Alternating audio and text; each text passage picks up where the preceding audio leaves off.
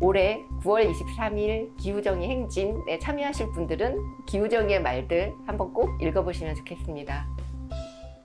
저는 막 그렇게까지 몰입이 안 되는데 뭐 솔직하게 네. 기후 우울증이란 얘기를 네. 막 하지 않습니까? 근데 특히 청소년분들께서 내가 사회에 진출했을 때는 이미 우리가 알고 네. 있는 이 환경이 아닐 거라는 그 어떤 네. 막막함이라든가 두려움 이런 게 심각하다고 하시더라고요. 네. 아 진짜 그렇겠다.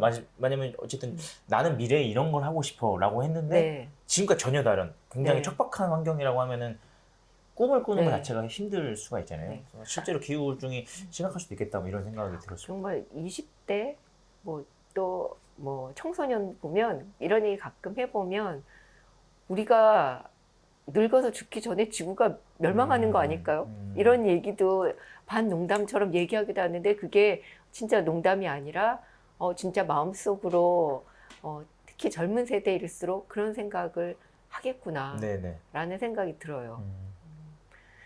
그리고 또 어떤 글에서는 네. 돈룩업이라는 영화 네, 돈룩업. 예. 이야기도 했는데 저도 그 영화를 2번이나 봤거든요.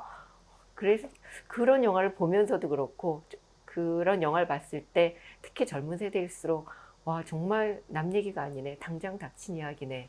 그런 생각이 들었고 저도 그런 영화를 보면서 와 정말 우리의 이런 태도나 우리 지금 현실을 정말 엄청 비꼬면서 딱 그 마음 찔리게 지적한 영화구나라는 생각 들었어요.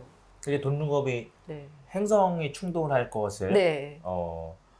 예견한 일련의 과학자분들이 계시고 이제 네. 그거를 이제 무시하려고 하는 정치 세력이 나오는 그런 영화인데 이제 너무나도 명백하게 그 행성 충돌은 이제 기후 위기를 비유한 거라고 이제 감독이 얘기를 하셨죠. 그래서 저도 그 영화를 봤는데 전 너무 우울했어요. 그 영화를 보고 네, 현실과 맞아요. 너무 똑같을 것 같아서 정말 똑같다는 생각 들었어요. 벌어지는 그 이후 상황도 아마 우린 저렇게 망하겠구나 이런 생각이 드니까 야 감독님이 진짜 공부도 많이 하시고 연구도 많이 하셨지만 고증에 정말 신경을 많이 쓰시구나.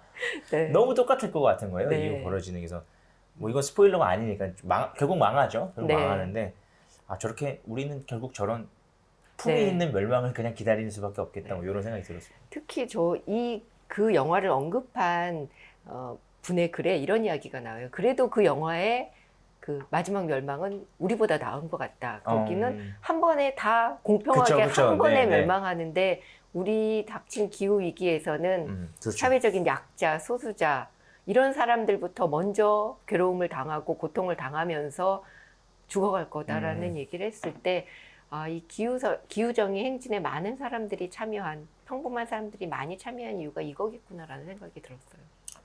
맞습니다. 사실 불평등은 약자에게 먼저 다가오고 더 큰 피해를 주기 때문에 말씀하신 것처럼 뭐 우리가 뭐 그 말버릇처럼 지구가 망한다라고 얘기하지만 사실 갑자기 망하는 게 아니라 서서히 망해가고 거기서는 많은 분들이 고통을 당할 것이라고 예측이 돼서 더 우울한 상황일 수도 있겠죠.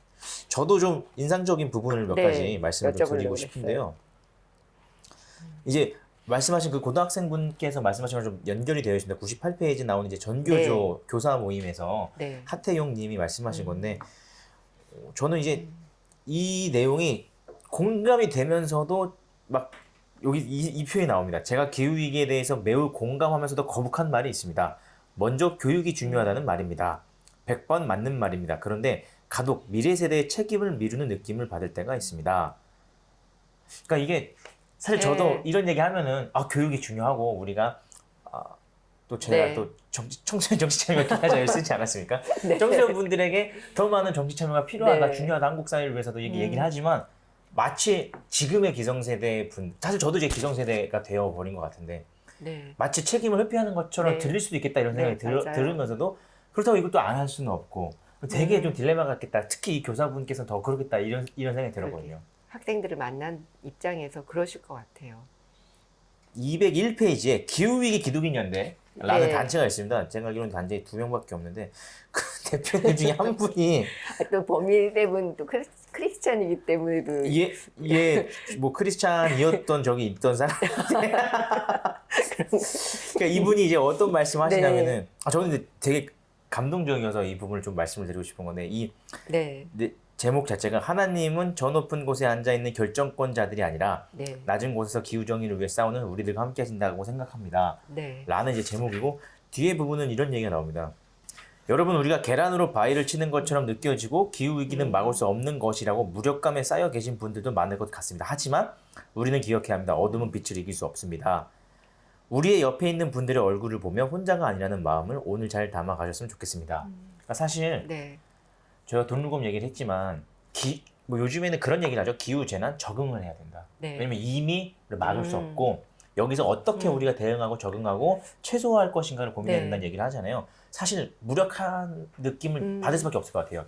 근데 이럴 네. 때일수록 이러한 믿음이라던가 어쩌면 종교심에 가까운 네. 마음이 좀 필요하지 않나라는 생각이 들고 그래서 이분이 얘기하신 것처럼 이렇게 기후정의 행진을 하기 위해 모인 사람들 내 얼굴을 보면서 우리가 힘을 얻고 그럼에도 불구하고 뭔가를 해보겠다라고 하는 네. 좀 동력을 받을 수 있지 않을까 뭐 이런 생각이 들어서 이런 내용들은 좀 인상적이라는 생각이 하나 들고 또 한 가지 여담이지만 네. 우리가 보통 한국 사회에 특히 진보적인 의지에 있어서 한국 교회가 좀 걸림돌이 되는 경우가 많이 있지 않습니까? 네. 여러 특정 의제에서. 네. 근데 이제 기후위기 의제만큼은 교회에서도 그렇게 대놓고 반대할 수가 없는 의제거든요. 네. 왜냐하면 성서에도 네. 지구를 지켜야 된다.